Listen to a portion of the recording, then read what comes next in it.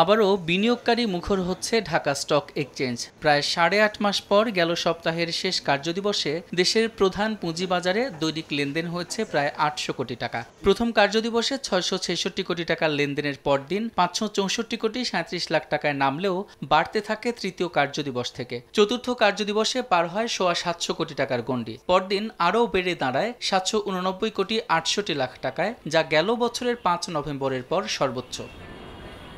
সপ্তাহের এক কার্যদিবসে 500 কোটির বেশি, 2 দিন 650 কোটি পার, আর বাকি 2 দিন 700 কোটির ঘরে লেনদেন। এর আগে ঢাকার পুঁজিবাজার এমন সপ্তাহ দেখেছে 10 মাস আগে, গেল বছরের 22 সেপ্টেম্বর থেকে 26 সেপ্টেম্বর।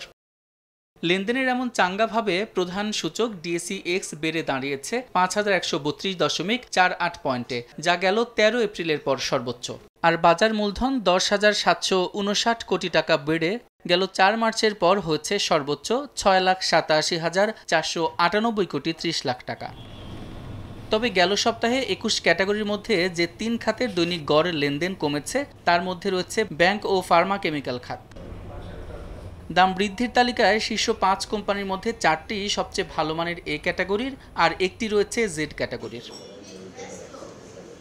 দাম কমতির তালিকায় শীর্ষ 5 কোম্পানির মধ্যে এ ক্যাটাগরির 2টি, বি ক্যাটাগরির 2টি ও জেড ক্যাটাগরির 1টি কোম্পানি রয়েছে।